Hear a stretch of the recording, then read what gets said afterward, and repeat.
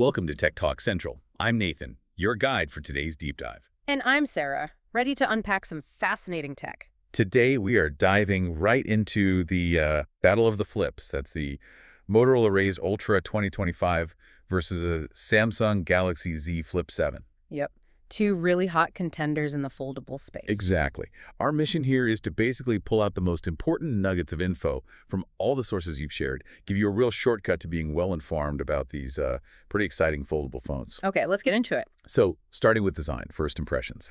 The Motorola Razr Ultra 2025, it really does catch the eye, doesn't it? Sources are calling it aesthetically gorgeous. Oh yeah, those finishes like Alcantara, real wood, that Pantone scarab color sounds, well, luxurious. Very understated luxury. It does. And it's built to be super compact, fits in pockets, which is key for a flip, although some people did find it a bit like a dense hockey puck when it's closed because of the weight. Right, that's interesting. Others loved the pocket fit though. But compare that to Samsung. The Galaxy Z Flip 7, it's more of a familiar design, but they've tweaked it. How so? Well, reimagined to fit small pockets, definitely, but with a big focus on durability. You've got the Armor aluminum frame, Corning Gorilla Glass Victus 2. Samsung's calling it their most durable flip yet.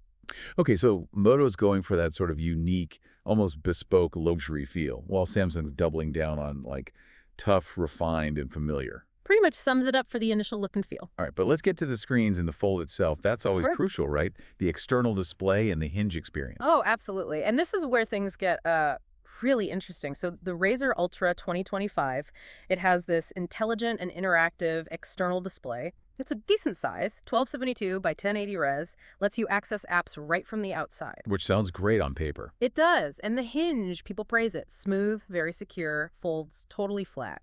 But, and this is a big, but user feedback consistently mentions it's very buggy. Buggy how? Specifically notifications, like calls, Instagram alerts, stuff just not coming through reliably when the phone's closed. Apparently, it's a known issue, and the fix usually involves rooting the phone.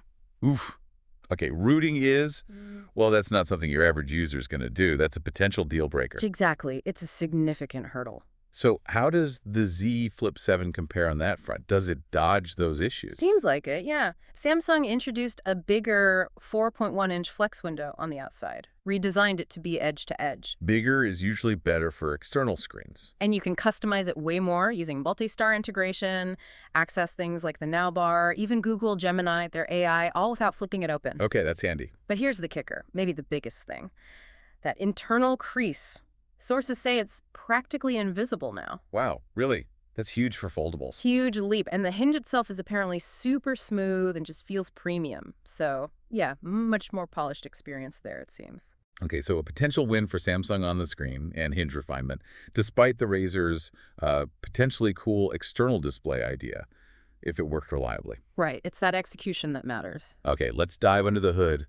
Performance and power. What are we looking at? So the Motorola Razr Ultra 2025, it's packing the industry-leading Snapdragon 8 Elite processor that's clocked at 3.53 gigahertz, paired with a hefty 16 GB of RAM. 16 gigs, that's a lot. It is.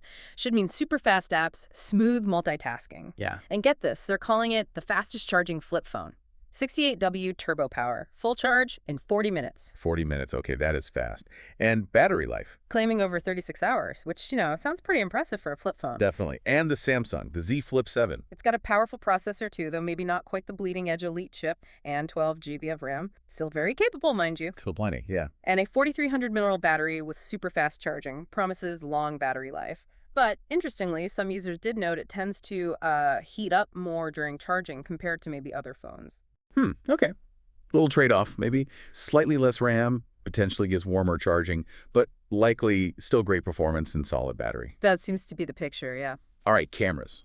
Always a big one. How do they stack up? Both are sporting 50-megapixel main cameras, which is great to see.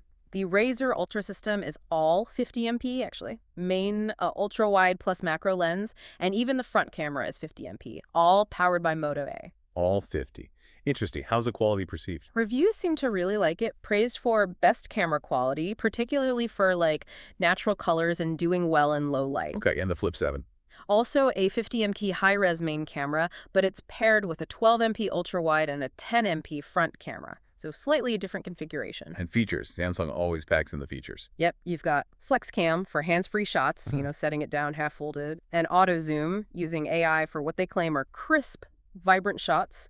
User feedback suggests its camera can zoom and focus so much smoother and quicker. So maybe less raw megapixels on the secondary cameras for Samsung, but potentially faster, smoother operation and that typical vibrant Samsung look. That seems like a fair summary. Different approaches to achieving great photos. Okay, let's try and wrap our heads around this. What does it all mean when you're actually choosing between them? Well, ultimately, both are clearly cutting-edge foldables, right? Pushing the tech forward. The Razr Ultra, it really goes for those aesthetic boundaries, that unique design, plus that super fast charging is a big plus. But But those reported software bugs with notifications, that's a serious point to consider, especially if you absolutely need immediate alerts without fail. yeah, definitely. And the Flip 7.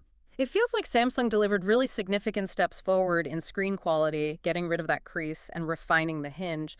Plus, it's built tough, and that external display is highly customizable and functional. So maybe trading a bit of that unique Razr design flair for what seems like a more polished, reliable, practical overall experience. That feels like a good way to put it, yeah. Robustness and refinement versus bold aesthetics and speed, with the potential software caveat. It's clear both the Razr Ultra 2025 and the Galaxy Z Flip 7 are really compelling options in the foldable market, each with, their own distinct advantages and maybe some quirks. After digging into all this, what really stands out to you? Which way would you lean if you had to pick one? That's tough. But for anyone trying to decide if you want the latest prices and deals on these pretty fascinating devices, definitely check out the links we've put in the description below. Absolutely. And hey, don't forget to subscribe to Tech Talk Central for more deep dives into the tech that really matters to you.